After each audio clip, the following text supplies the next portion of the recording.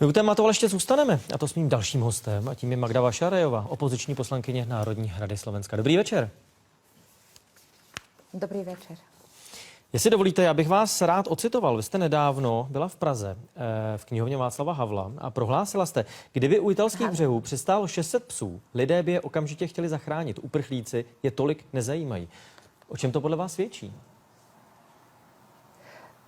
Neviem, či som povedala, že ich nezaujímajú, ale v každom prípade, keby sme mali si rozdeliť 1000 psov, tak by sa okamžite ľudia angažovali a všetci by boli celí nadšení a zdieľali by si fotografie všetkých tých psíkov. Ja mám dnes mailovú schránku zahltenú asi 250 prosbami, aby som v útorok hlasovala za zákon o psoch, ale nikdy som nedostala 250 mailov, aby sme zachránili 60 000 sírskych detí. Dobře, a ta otázka, omlouvám se, že vám skáču do řeči. A co to tedy znamená podle vás? To znamená, toto bude mať veľké následky, tak ako som v Prahe v knihovne Václava Havla povedala. Bude to mať nedozierne následky, pretože na jednej strane sme zistili, že nie sme kresťania. Jednoducho nie sme.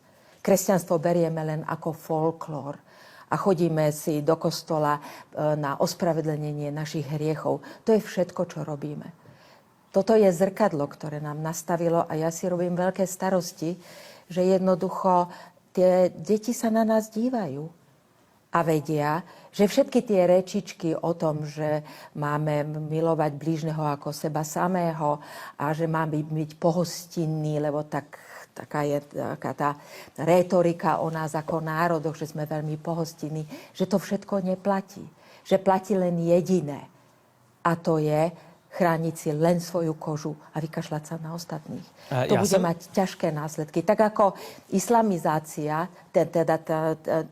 tá radikálny islám bude mať veľké následky pre náboženstvo islamské, tak aj tento naše postoje budú mať na naše takzvané kresťanské postoje. Tak já bych tam přesně mířil k té islamizaci, protože já jsem vás, nebo snažil jsem se vás citovat přesně, podle toho aspoň, co jsem si přečetl v tisku.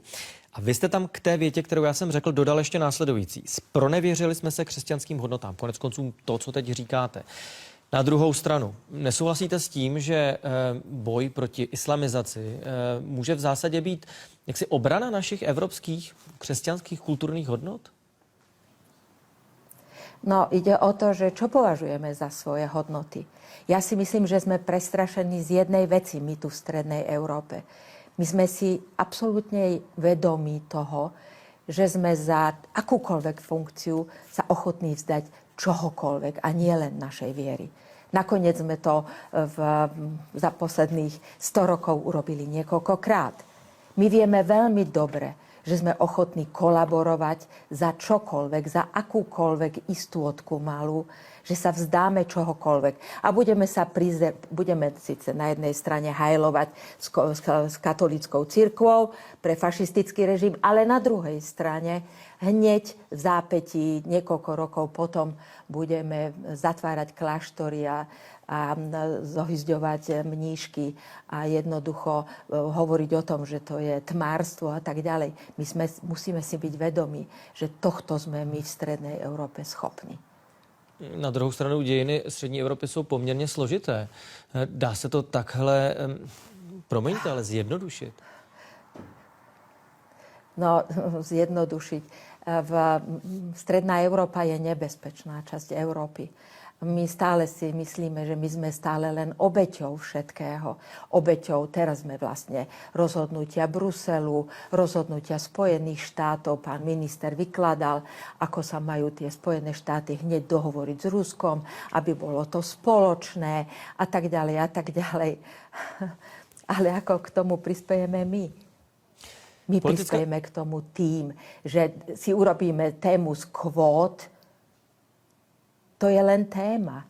To nie je o ničom. To je len dôkazom toho, že nie sme schopní kooperácie a chránime si len svoje. Ale v každom prípade každý politik aj na Slovensku okamžite dodá, ale nebude sa to týkať výšky našich štruktúrálnych fondov, ktoré dostávame. To je možná věc, kam já mířím, té politické myslím, reprezentaci. Mě by zajímalo, já vím, že vy nesouhlasíte, konec konců podepsala jste i takovou výzvu z postupy Roberta Fica, konec konců ty postupy politiků v Čechách a na Slovensku jsou podobné. Mě by zajímalo, jestli mu rozumíte. A v Maďarsku takisto. A keď samozřejmě, to se vracíme k té střední Evropě, o které jste hovořila. K moci pán Kačínsky, to bude rovno to isté. Tak a mě by zajímala jedna věc. Jestli vy těm politikům rozumíte, jestli chápete, proč to dělají.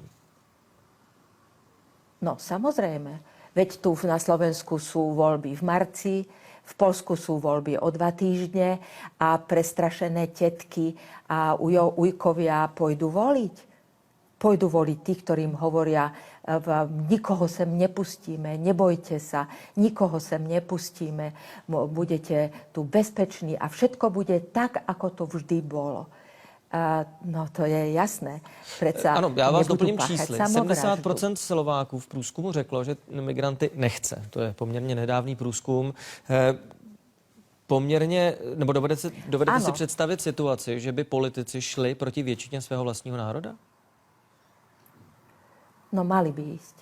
Aspoň teda tí politici, ktorí chcú byť pre budúcnosť a pre históriu štátnikmi. A nehnevajte sa, vy Česi máte človeka, ktorý sa postavil proti tomu. Musel dokonca emigrovať, lebo ste ho išli pozabíjať, Masaryka, keď sa postavil proti všetkým tým falošným veciam alebo tej teda antisemickej kampani a tak ďalej. Sú veci, kedy sa musíte postaviť. To sa nedá s tým nič robiť. A len tí ľudia, ktorí sa proti tomuto postavia, zostanú v histórii ako tí, ktorí urobili správnu vec. Takéto poučenie v strednej Európe predsa už máme. Ano, říká Magda Vašáriová. Já vám mnohokrát děkuju, že jste dnes byla s námi. Hezký večer. Ďakujem, že ste ma pozvali. Slovenská televízia ma nepozve.